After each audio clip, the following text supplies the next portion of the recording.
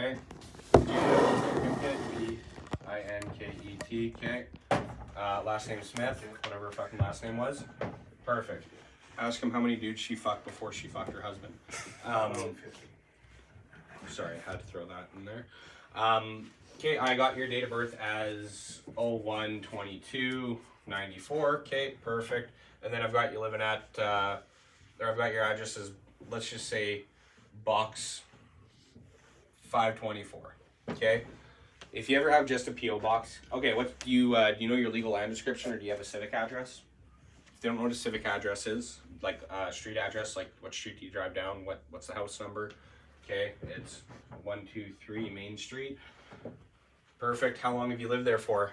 Start asking them questions, because again, people don't listen unless you're getting them engaged. Ask them whether they rent or own.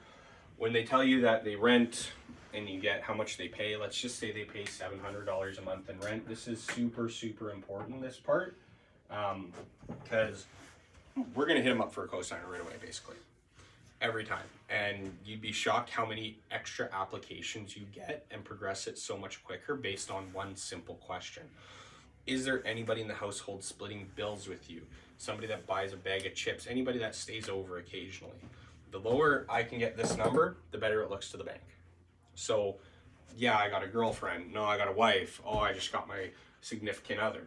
Write down on the credit app, anywhere, don't care where, significant other, girlfriend, if they live with their kid, whatever the case may be.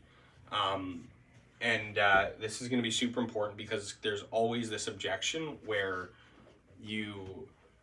oh, I got to talk it over with the wife. Why didn't we know about the wife at the start? Right? We want all deciding parties to talk to when we close somebody over the phone. We're not in person. They don't have the feeling of all the emotion driving that stupid X3 Hummer anyway, they don't have that emotion underneath them. They still buy off emotion, but do you know how it's like? Tara's literally dealing with this right now. She's only talked to the husband. She's not talking to the wife as well. So we only have one negotiating party there. When you sell to a bunch of East Indian people, and I'm not trying to be racist, but when you sell to a bunch of East Indian people, you see one dude rolling in Han Solo. You know that dude's coming back with his aunt, his cousin, his grandma, the grandma's cat, the fucking brother, the best friend. They're coming in with everybody, right? So you're not selling that single person that day, No. right? You need all negotiating parties. It's going to overcome the objection. When they tell you they have a girlfriend, a wife, whoever, right? Keep that till the very end. Move on. Okay, now I've got you working with BA Blacktop, okay? Now, how much do you make per month with them? Oh, I make about $3,000. That's very unlikely for BA Blacktop. So, and just understand how much income is typically made on a job. That's part of it as well. Okay, is that bi-weekly? Is that your take home? Is that your gross? What is it? Oh, that's my take home. Okay, and that's bi-weekly? Okay, perfect. So now I know this is net bi-weekly, so X2 net.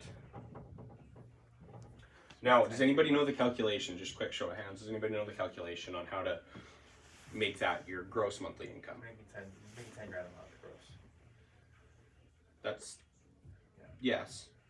Being an employee, you know that. Sorry. But the calculation is 3,000 times 26 divided by 12. yes, And correct. you add approximately 35% for taxes. Bingo. I do dumb math on it because you can possibly prove it anyway, right? But this also leaves it open for interpretation, right? If we just do 3K X2, then we have a credit app that's going to be signed by the customer. Well, what if we needed 4K? What if we needed 5? That's not unrealistic. Do you have any side jobs, whatever, figure out how much income they make, how much is provable, right? If they're selling, like, figure out if they get a pay stub, if it's paper copy, digital copy, whatever the case is. If they're self-employed, you can always leave a little seed. Just make it sound like it's harder than it is. This is literally a matter of us clicking some buttons and lining the car deal properly. So if they're self-employed, be like, okay, have you done your taxes for the last year? They sometimes ask for that. Oh, no, I haven't. You know what? Now they're by man, honestly. So I'm gonna try and get around it for you. It's typically very hard. Don't shop your credit around anywhere because they could screw up my approval. Get them out of the market and only dealing with you, right? Okay, and then last couple questions here. What bank do you deal with for personal use? Okay, I use Royal Bank. Perfect. They're self-employed. Is that for business use and personal use? Okay, typically it's a yes. Sometimes it's no. I bank personally with Royal. My business is with TD. Royal pissed me off. They didn't give me a $26,000 credit card when I signed up with them again. So TD got my business because they did. And then whether or not you know, like obviously if it's Gurpreet Singh Saul, we know it's not going to be a status First Nation deal. But if they have two first names like Connor, whatever it was, Brian Reese, there's a possibility, right? Are you one of those fortunate few that don't need to pay taxes? Are you status First Nation? Yep, status, not status, write that on there because that is 12% in taxes you are saving. That is making their $600 a month budget basically go to $650 right off the bat just because of no taxes. You have more room to play with, more options, more potential to make money. Last but not least, just for bank purposes, do you know your SIN number off the top of your head? Now, 9 times out of 10, if you do this properly, they aren't going to bark at you. They're not going to question you asking for their SIN number. If they do, you're like, well, why do you need that? Well, sir, it's just so the bank can identify you are who you say you are. There's a lot of fraud going on, and we just like to be super, super secure. I even go as far as telling them before they even talk. A lot of the times I don't need it, but if we do, I can literally send you a note from the bank stating, please provide SIN number. And this is only going to be the case for these people in more northern areas because they just don't have a lot of credit. They don't need it. Because I don't know if you've ever been to Williams Lake, but shit's pretty cheap up there.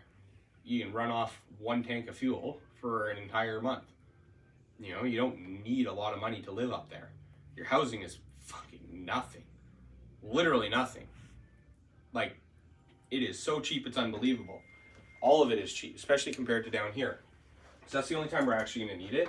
Majority of the time, they're just going to spit it out and give it to you. Right? Jot down whatever it is, 659 277 311, whatever. And again, I'm going to point this out. Nobody's done it here yet, but I have had people that have torched 800 beacons because of this. Never, ever, ever put a 9 SIN in my portal. Never put a 9 in the SIN field, ever. Never. Only at the start, never do it. Ever. You're talking only like you're talking like 9 SIN people that have 800 beacons the same portion. Oh yeah. I had a girl, I never told her.